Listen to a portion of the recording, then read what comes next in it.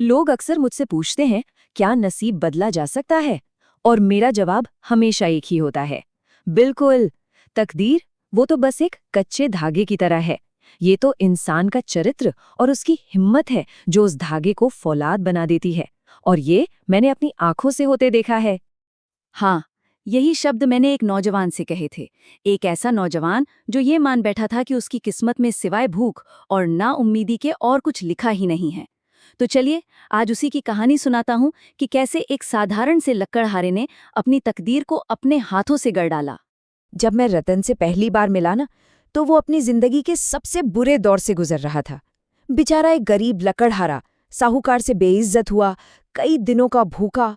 और उम्मीद उम्मीद तो वो पूरी तरह खो चुका था। उसकी आंखों में एक अजीब सा खालीपन था। वो बस हर रोज आसमान की तरफ देखकर यही पूछता था, हे भगवान, आखिर ये जिंदगी कब बदलेगी? देखिए, उस भूखे और निराश लड़के के अंदर जो राजा छिपा था ना, उसे देखने के लिए पहले उसकी उस हालत को समझना बहुत जरूरी था। एक तरफ वो पूरी तरह से टूटा हुआ था और दूसरी तरफ वो सम्मान और प्यार उसका इंतजार कर रहा था। उसकी यही निराशा उसके उठ खड़े होने की पहली सीढ़ी बनने वाली थी। मुझे वो जंगल के रास्ते में मिला, ध्यान में बैठा हुआ। लेकिन वो ध्यान नहीं, अपनी किस्मत को कोस रहा था। मैंने उससे रोका और एक ऐसी भविष्यवाणी की जिस पर सच कहूं तो यकीन करना लगभग नामुमकिन था। वो तो हंस पड़ा। उसे लगा कि मैं उसका मजाक उड़ा रहा हूं, लेकिन मैंने उसे एक नया रास्ता दिखाया। ये सिर्फ एक भविष्यवाणी नहीं थी, ये असल में उसके भरोसे का इम्तिहान था। सवाल ये था कि क्या वो उस भविष्य पर यकीन करने की हिम्मत करेगा जो उसे दूर दूर तक दिखाई भी नहीं दे रहा था। तो मैंने उसे ये 3 कदम उठाने को कहा।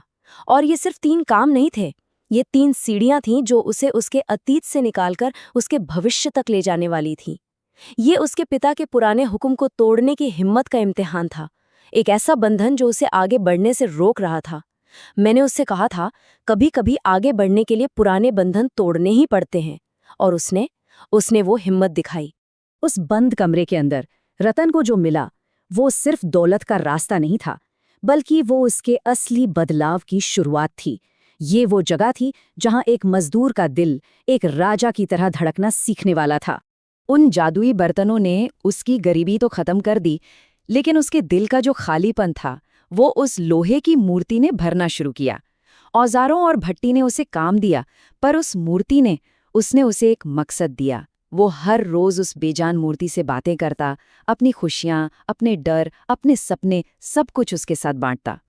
और ये बात कितनी खूबसूरती से दिखाती है कि रतन का असली चरित्र उसके काम में नहीं, बल्कि उस निस्वार्थ प्रेम में था जो वो एक बेजान चीज को दे रहा था। वो सिर्फ अपना अकेलापन दूर नहीं कर रहा था, वो अपने अंदर की अच्छाई को, अपनी हमदर्दी को तराश रहा था। और बहुत जल्द उस मूर्ति का राज भी खुल गया। वो कोई और नहीं, बल्कि श्राप में जकड़ी राजकुमारी चंद्रलेखा थी। और ये श्राप मेरे ही हाथों से दिया गया था, उसके अभिमान की सजा के तौर पर। लेकिन उसकी मुक्ति का रास्ता मैंने रतन के पिता को कई साल पहले ही बता दिया था। अब कहानी उस मोड़ पर आ पहुंची थी जहां रतन के प्रेम की सबसे बड़ी, सबसे कठिन परीक्षा होनी थी। एक ऐसी कीमत चुकानी थी जो उसकी पूरी जिंदगी को बदल सकती थी। जब रतन ने ये सवाल पूछा ना, तो उसके दिल में सिर्फ और सिर्फ प्यार था, कोई स्वार्थ नहीं। उसे इस बात का जरा भी अंदाजा नहीं था कि इसका जवाब कितना भयानक होने वाला है, कि आज़ादी की असली कीमत क्या होगी। वो तो बस राजकुमारी को आज़ाद कराने के लिए कुछ भी करने को तैयार था।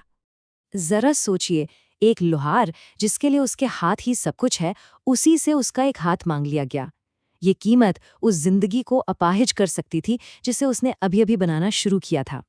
एक पल के लिए तो उसकी आंखों में डर तैर गया और उसका दिल बैठ सा गया। लेकिन अगले ही पल उसकी आंखों का डर गायब हो गया और उसने मुस्कुरा दिया। उसे ये एहसास हुआ कि प्रेम में त्याग ही सबसे बड़ी पूजा है, और उसने बिना एक पल भी झिझके अपना हाथ आगे कर दिया। बस उसी एक पल में एक मजदूर का बदलाव पूरा हो गया। उसने साबित कर दिया कि वो दिल से एक राजा है। रतन का बलिदान कोई अंत नहीं था, वो तो उसके राज की असली शुरुआत थी, क्योंकि निस्वार्थ प्रेम कभी व्यर्थ नहीं जाता। उस एक त्याग ने चमत्कारों के सारे दरवाजे खोल दिए। यही वो गुण था, निस्वार्थ प्रेम, जिसने रतन को उसका सबसे बड़ा इनाम दिलाया। जैसे ही उसने त्याग किया, मैं वहां प्रकट हुआ और उसका हाथ उसे लौटा दिया। ये सिर्फ एक हाथ की वापसी नहीं थी, ये उसकी मेहनत, हिम्मत और चरित्र से बदली हुई किस्मत का जीता जागता प्रतीक था।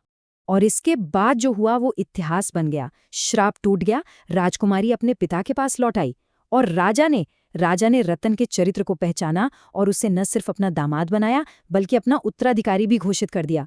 जिस लोहार के बेटे को लोग ताने देते थे, वही आज अपने सत्य, प्रेम और त्याग से राजा बन चुका था। तो अंत में ये कहानी हमें एक बहुत जरूरी सवाल पर लाकर छोड़ देती है।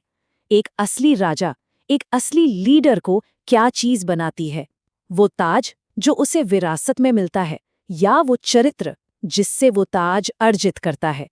इस पर सोचिएगा जरूर।